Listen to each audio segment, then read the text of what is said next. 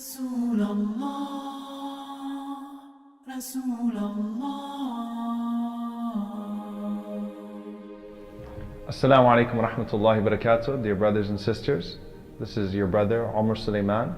You know, when the Prophet Muhammad, peace and blessings be upon him, received his first revelation, he was concerned. He didn't understand whether this was something that was coming from God or whether this was something that was coming from some other source, or whether this was something that was some supernatural experience.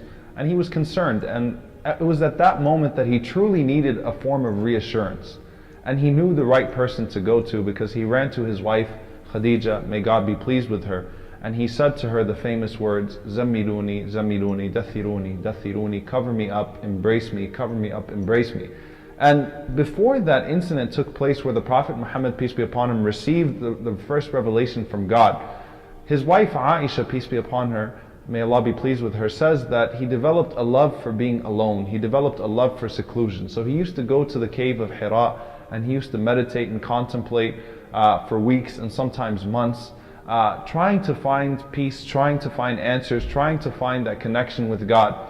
And then finally, when the revelation came to him, it was so powerful that he truly did not know how to handle it. Then came Khadija, may God be pleased with her, the wife of the Prophet Muhammad, peace be upon him, who was there to reassure him. Now the words that Khadija said to the Prophet Muhammad, peace be upon him, were that, Wallahi la yukhzika Allahu abada, which means God will never disgrace you. God will never disgrace you. Now she then proceeds to give the Prophet Muhammad, peace be upon him, the reasons why God would never disgrace him. And I want you to think about this for a moment. When you think about religion, when you think about worship, and when you think of the effects of worship, why would God not disgrace you? She didn't say to him, it's because you've been praying and meditating for months and months and months and months. It's because you go stay in a mountain for all of these weeks and you isolate yourself and seclude yourself from the world. She said, God would never disgrace you because you uphold the ties of kinship, because you are generous to the needy, because you take care of the poor and the orphan. So she started to mention some of his good to society, his character, peace be upon him. And in essence, this was the call of the Prophet Muhammad, peace be upon him, when he says that I was only sent to perfect good character. And in truth, his call to Islam, his call to God, started before even he realized that his call to God was starting. As one of the famous Imams, Al-Muzayni, may God be pleased with him, said that his da'wah, his call started with good manners before he even realized that his call started. It was with that love that he showed to people, the nicknames that he gained as As-Sadiq, Al-Amin, the trustworthy, the honest, the one who was beloved, the one who could always reconcile between people, the one who would always go out of his way to take care of the orphan. And so it was only befitting now that he found a woman of good faith and good character that truly understood that and truly had that insight and could come to him from that direction and could say to him, O Prophet of God, God is not disgracing you. This is God honoring you. This is God giving you virtue. This is God elevating your status because of all of the people that you have been elevating your entire life. And so with that, I just wanted to focus for a moment. You know, they always say behind every great man is a great woman, but in Islam, besides every great man is a great woman. We found that Khadija, may God be pleased with her, stood with the Prophet Muhammad, peace be upon him, in his hardest times, and so he never would forget her. It was even in the time when you know, they left a life of comfort in essence because she was a successful businesswoman.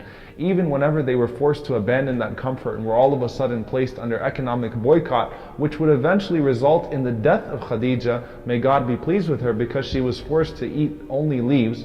Even with that, she never complained to the Prophet Muhammad, peace be upon him. She never said to the Prophet Muhammad, peace be upon him, what is this mess that you've gotten us into? She only spoke words of encouragement and reassurance. And so we need to learn that as individuals sometimes, with our husbands and with our wives and with our parents and with our children, with our brothers and our sisters. We have to come to this beautiful character of being able to reassure one another, to pick each other up, to beautify one another. And especially with the husband and the wife, as we see with the Prophet Muhammad, peace be upon him, and with Khadija, peace, may God's blessings be upon her, that God says in the Quran, "Hunna libasun lakum wa antum libasun lahun," that she is a garment for you and you are a garment for her. And in essence, a garment covers up a flaw and it beautifies that person's weakness. And we see here that completing that even the Prophet Muhammad, peace be upon him, needed that reassurance, and God blessed him with a woman like Khadija, peace be upon her,